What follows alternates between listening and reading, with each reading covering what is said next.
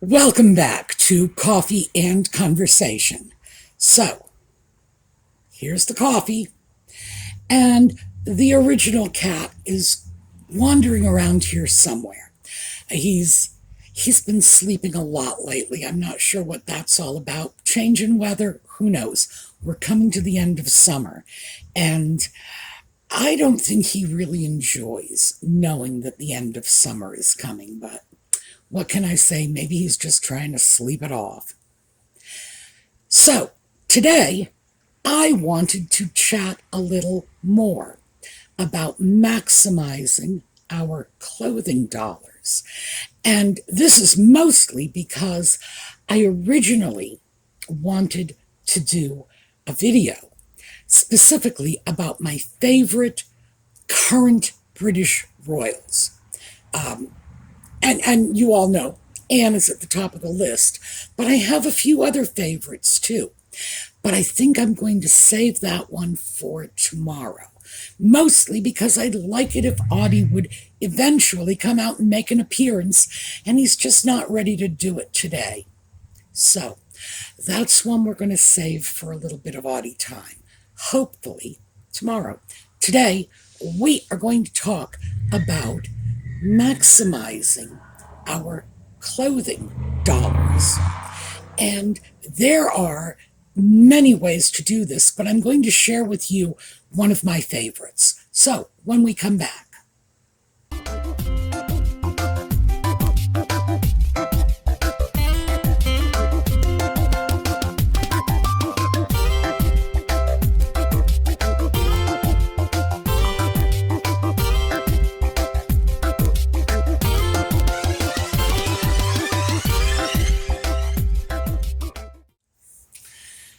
So I'm pretty sure I have mentioned the concept of cost per wear before. Now, I hesitate to bring this up without first telling you that no, I do not keep a spreadsheet detailing the number of times I've worn an outfit. And frankly, there are some fashionistas on YouTube who do just that. I am not that crazy excessive about it. I ordinarily sort of keep track in my own head. However, there are times when I will literally keep track, not for the course of a year, but for the course of a month or two, mostly because I do not have the self-discipline to track every outfit I wear every day for a year. Usually I can make a note of the tops I have worn over a 30-day period, and even that is pushing my patience. So, cost per wear. Well, I've shared with you all my system for keeping track of my clothing. And I know this probably looks remarkably excessive to most of you, but the truth is, it's a blind trick. And a lot of blind tricks are remarkably useful for sighted people too. I have a system of folders. If I buy an item, I will grab the picture from the catalog, just download it online, and then I will change the title of the picture, and it will be the fabric content, the store I got it at. Maybe I'll put a note on the color. I might put the year I bought it, and I put the price. So, let me just give you an example. An item like this top. This was purchased in 2022 from Kohl's. It was $10.58. When I know the exact figure, I will put it in. But usually I'll be more likely to approximate. It's called melon. That's what the color is called. And the composition is linen and cotton. All that goes into the title. That becomes important later when I start analyzing my results. So for me, it's pretty easy because I do have all this information on my computer. But when I go into my closet, I have another trick, and again, this is a blind trick. You take an item out of your closet, walk away with it with the hanger, take the hanger with you, and then when you wear the item, when you put the item back, after it's been washed and whatever, you put it on the other side of the closet bar. So things I haven't worn will be on the right. Things I have worn as I put them back will be on the left. So when I go into my closet, the first thing I am supposed to do is turn to my right and grab something I haven't worn recently. Do I always do this?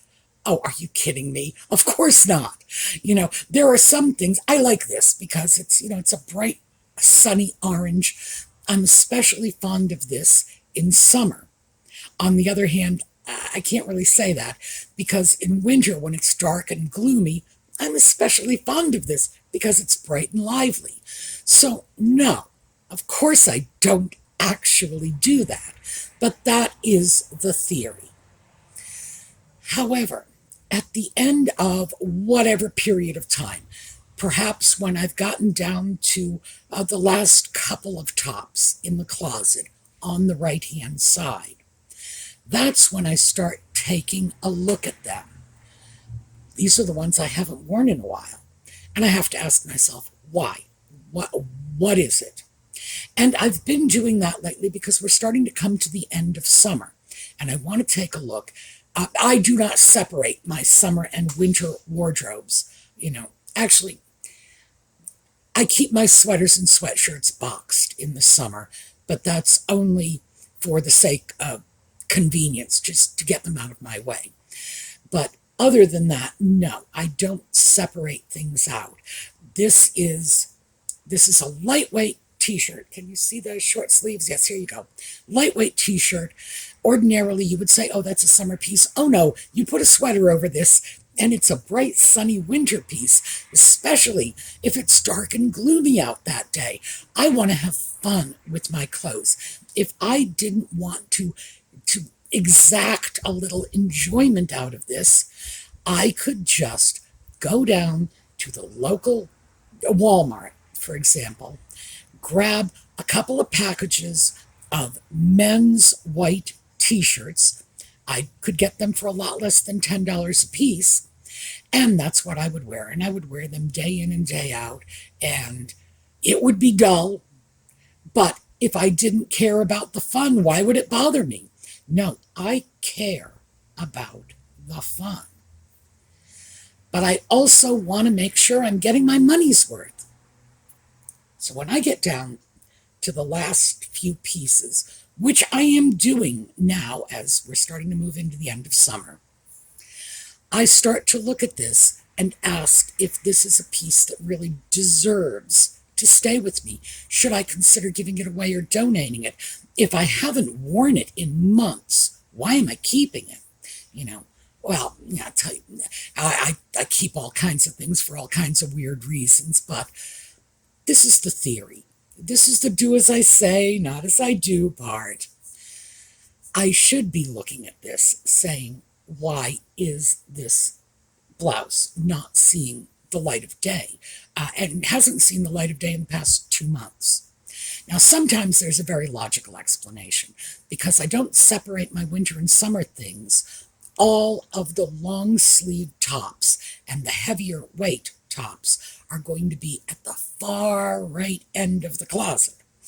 Those are the ones that will not get touched. Summers are hot here, so they will not get touched for months on end in the summer. But there's a reason for it. So they're not going to get tossed. I did find one top that has not seen the light of day in a while, and it is a lightweight summer top, and it's going. I finally hit the point where I looked at that and said, it's been too long. It's taking up a slot in my closet that could go to something I would really wear.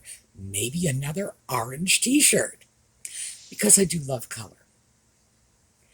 So when I start to look at what I am wearing, I need to set some sort of guideline to tell myself, am I getting my money's worth? So here's my formula for tops, and specifically tops, socks, and underwear. Okay, those are the three categories that go into this particular formula. I want to do better than 25 cents per wear. So if I spend $1 on something, 25 cents per wear, I need to wear it 4 times in order to hit that mark. For my UK friends, this is about 19 pence. For my Canadian friends, that's about somewhere between 30 and 35 cents, maybe, so we're going to call it 33 cents. My Australian friends, about 40 cents. My New Zealand friends, a little higher, maybe 42 cents. Okay. Just so you have some idea of the structure I'm putting on this. Now, that only works for tops, socks, and underwear. It's very easy to figure this out because this, I told you, $10.58, so I'm just going to call it $10 to make the math simple. In order to hit that 25-cent mark per wear, I need to wear this 80 times. So I have to wear it, maybe once a week for a year and a half. And I've hit that mark. I don't need to calculate too precisely. In other words, I don't need to tick off every time I wear it. I just need to remember that once a week for 18 months. Therefore, maybe once every other week, twice a month, for 3 years will give me the same result. It's just math, and it's simple math. So I can usually do this off the top of my head. Now, in general, I'm pretty good with the tops on this because I don't pay a lot of money for my tops. And it's important to remember that when I give you these figures, do observe the fact that I am a clothing cheapskate. There are plenty of people who would say, oh, if I get $2 a wear, I'm fine. Oh, if I'm only getting $2 a wear, it better be something super fancy. And that brings us to another point I want to share, which is that most of us have enough sense to figure this out on our own. We don't need the YouTube fashionistas telling us this. You don't need me laying out the math for you. But you know what happens to most of us? And I've done it too, because you saw the ghastly expensive cape I bought myself for last Christmas. Yes, I shouldn't share these things with you. I really shouldn't. I know it makes me look bad and frivolous, but it's nice to have a working example, just so you know, I get it. I do this too. In general, the things in our wardrobe that should be the most expensive are the things that are giving us the most wear. But is that what happens? No. Why? Because we're getting the most wear out of our socks. And in general, our socks are not the most expensive things in our wardrobe, right? So I know exactly what happens. Somebody invites you to a wedding or a fancy New Year's Eve party, and you go out and drop $250 on a dress. And in general, we all know you're going to be lucky if you get that down to $50 a wear over the next 2 years. Because if you're spending $250 on it, 5 wears before it gets down to $50. Is that sensible? No, of course not. It's downright crazy. But we do it. And you know what? It's okay to do it. You just can't do it for everything. You need to be disciplined about some aspects of your clothing budget to allow you to get crazy about others. And That's why I'm talking about things like tops. I am very good with tops, with socks, with underwear. And oh, and my winter coat, which is a 40-year-old coat from the 1980s. It's from the 1980s, the era when big, massive wool coats were all the rage. And I got it for $40, which is probably it's because it was $1980. It's probably the equivalent of maybe $120 today. I thought it was a great deal in the 1980s. I think I would go to a thrift store before I would drop $120 on a coat today, although I might. At this point, after 40 years, the manufacturer might as well be paying me to wear it, because I have gotten the cost per wear on that coat down so low that I would need to take a hacksaw to a penny to actually give you the exact result, because it's probably, maybe a third of a cent at this point, maybe not even that. So that was a sensible purchase. But in many ways, I do not make sensible purchases, because just like everybody else, if I'm going to go to a party or whatever, I want a nice party dress, and I will probably spend a good deal more on a party dress than I will spend on a top like this. $10. Who's getting a party dress for $10 these days? I will spend a good deal more on that because it's giving me pleasure, because it's an emotional decision, and because it's okay to make emotional decisions every once in a while. So, and because I've got this on too. I got a whole box full of designer scarves, and I've shared them with you.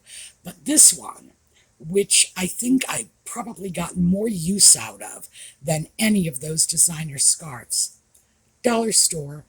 So in order to get this down to the 25-cent mark, I have to wear it 3 more times, and that's it. Oh, and believe me, I've already worn it, so many more than 3 times.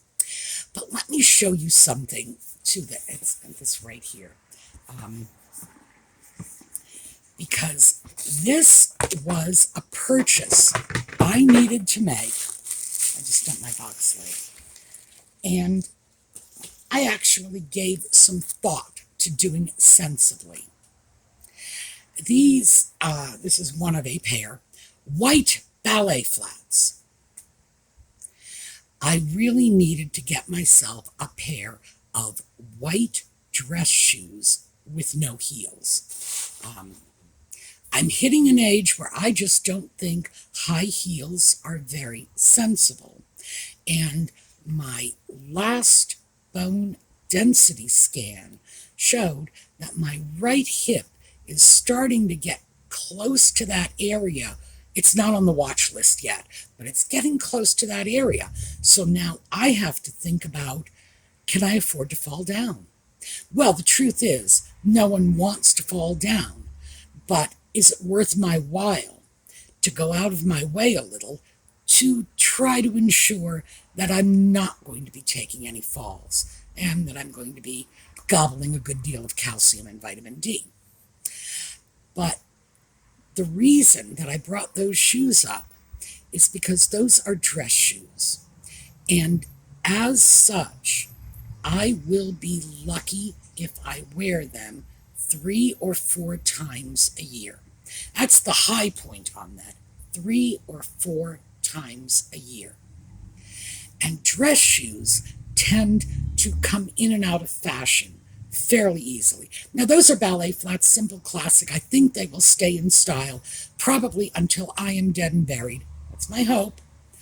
But I also have to be prepared for the idea that they may need to be replaced. Let's face it, those of you who are my age or near my age, we've seen the clunky shoes from the 1960s. Remember that? They were just massive shoes. And then in the 1970s, the platform shoes. And then in the 1980s, it was nothing but what looked like men's basketball sneakers. And then around 2000, do you remember those wildly pointed-toed shoes? I couldn't stand them. I never owned any of those. I did not find them at all attractive. And now we're kind of getting back to the ballet flats, which were popular in my childhood. So I've seen things come and go in styles too many times to believe that anything's going to be around forever, or that anything's going to be out of fashion forever, too. Unfortunately, that means those big, clunky 1960s shoes will be coming back. Oh, dear. So what I did was I went online, threw in what I was looking for, white ballet flats, my shoe size, and I found those shoes on Amazon for $14. By the way, Amazon is a pretty good place to find clothing if you're looking for deals. It's not always a good place if you're picky about where your clothing comes from, because Amazon does not always do a good job of providing that information. So people who are really determined to get made in the USA garments, or, I won't buy anything that comes from China, that sort of thing, Amazon is probably not the best place for you, because, like I said, that information in general is not going to be available. But $14. They came in the mail 2 days later. I tried them on. They fit. They were comfortable. Will they hold up for 5 years? Oh, no. They're $14 shoes. I'm not going to go mountain climbing in them. They are in my closet in case I need to go out somewhere reasonably dressy in the spring or summer. If I am going out somewhere reasonably dressy in the fall or winter, it'll be black shoes. And yes, I am old enough to know that rule and to stick with it. And it really does. That's something that I will follow, some of the silly rules of my childhood.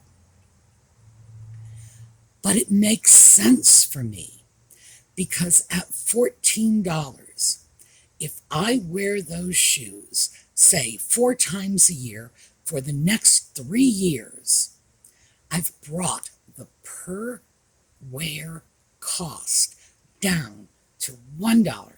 $1 per wear. Well, a little over $1. But I could live with that easily. If I had gone out and gotten a pair of shoes, nice shoes, leather and this and that, I would probably be looking at an entry-level price of $80 or $90. And at that point, I will not wear them enough from now until doomsday to justify the price. Because even though, I've said this many times, I am a huge believer in good shoes, you need good quality footwear, or by the time you get to be my age, you are going to have serious problems with bunions and corns and ingrown toenails, and your life is going to be a misery. So never do that. It's a mistake you shouldn't make. It's not worth it. So I am a big believer in good shoes, but I also get my money's worth out of them, because my everyday walking shoes, oh yeah, they'll go down to $1 a wear very quickly, because I do wear them every day. The thing that doesn't make sense for me, because I'm no longer working in an office, is to get very expensive dress shoes. That's where I can significantly cut costs. After all, they don't have to last forever. If they don't last forever, maybe it's just as well. What if styles change dramatically in the next 5 years? If I've gotten my $1 a wear out of these shoes, I can donate them and move on to something else. And I can do it with a clear conscience. I won't feel like I'm squandering money. And I am from that generation that didn't go for squandering money. And we talked about that when we talked about generations. Remember, my mother was from the silent generation. My mother was born into the Depression. She lived through the Second World War, and squandering money was like a mortal sin to her. And I've also talked about my mother in the context of bargain shopping. And I'm sure you've heard me say, I am my mother's daughter. I will drive 10 miles across town to save 3 cents on a can of peas. That was my mother. So yes, I do pay very close attention to this. But essentially, the point that I'm trying to make is there are areas in which that cost per use can be very valuable to you. But everybody is going to set their own cost per use differently. If I worked at an advertising agency in Manhattan, my cost per use for my clothing would be a lot higher than $1 a wear for a top. It would have to be. It would be a function of my job. It would be absolutely essential that I presented the right appearance, and, my little t-shirts and my dollar store scarves are not going to do it. But I'm not in New York City. I am somewhere south of the middle of nowhere, Pennsylvania. And this is actually styling. If I walk around my neighborhood like this, people are going to ask me where I'm going, because it's a rural neighborhood. So the standards are a little different around here.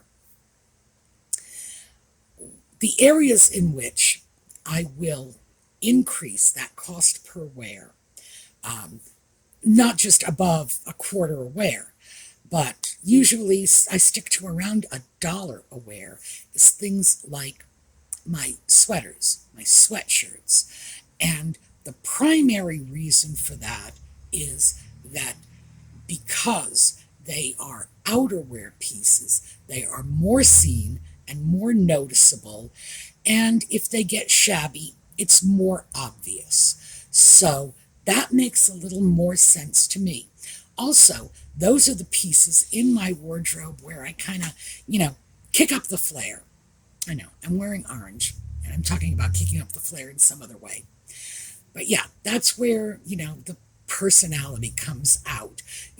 The college sweatshirt. By the way, I'm just going to throw this in. If you feel the need to wear a sweatshirt with a logo on it, do yourself a favor and get a Harvard sweatshirt or a Yale sweatshirt. Last week I just got an Oxford sweatshirt. Just, if you're going to make a statement, make it a worthwhile statement. But I've seen people running around in sweatshirts, and it's like, it's got the logo of like a soft drink or something. It's like, why are you giving them free advertising? Say something important about you. And, well, my idea of something important about me is I'm an intellectual snob. I'm wearing an Oxford t-shirt. But make it count. If you're going to do something like that, same thing with t-shirts. If you're going to wear a t-shirt, don't wear one with Mickey Mouse on it. Get something that has some relevance to you and your life and your interests. Because why would you want to make Walt Disney's statement for him, well, he's dead now, but for his heirs and assigns? Do something for yourself. So, pulling away from that, it is where I make my statements with the outerwear. Those are pieces that are inherently more expensive, but I expect to get plenty of use out of them. But because I know going in they are pricier items, I'm a lot more realistic about my cost per wear point. And like I say, $1, that's about it for outerwear. And other things, well, like I say, the coat, I went so far below a penny a wear so long ago, I don't even remember doing it. I have other things in my wardrobe that are the same. They've hit a point of just the cost is de minimis. There's no way to calculate it because it's less than a penny, and I'm not worried about it. But the theory behind it makes shopping easier, which is why I will buy dress shoes at Amazon, even though I am a freak for good shoes. What do I care? If it's dress shoes, I'm going to wear it for 3 or 4 hours. It's going back in the closet, and it's not going to see the light of day again for 2 or 3 months. As long as it's comfortable and not causing me physical pain, if it's easy enough to walk in it, then I'm really not that worried about it. I don't have to get the heavy-duty arch support and the tight lacings and whatever that I get in the shoes I use for walking. That's very different. Oh, by the way, my walking shoes, when I go out in the morning and walk around, those shoes, the price per wear is probably something in the range of 50 cents. I would say that's probably about accurate, because I will pay a lot more for those because I am walking for an hour a day, every day over rough terrain in those shoes. And that's how we need to be spending our money. Is it going to pay off to put more money in shoes that are doing that kind of job for me? Oh yeah, absolutely. But as I say, we tend to put more money in the pretty shoes that we're going to wear once or twice a year that are just, so sweet and so la-la because it's worth it to us to make a statement at our cousin's wedding or whatever have you. And that's okay.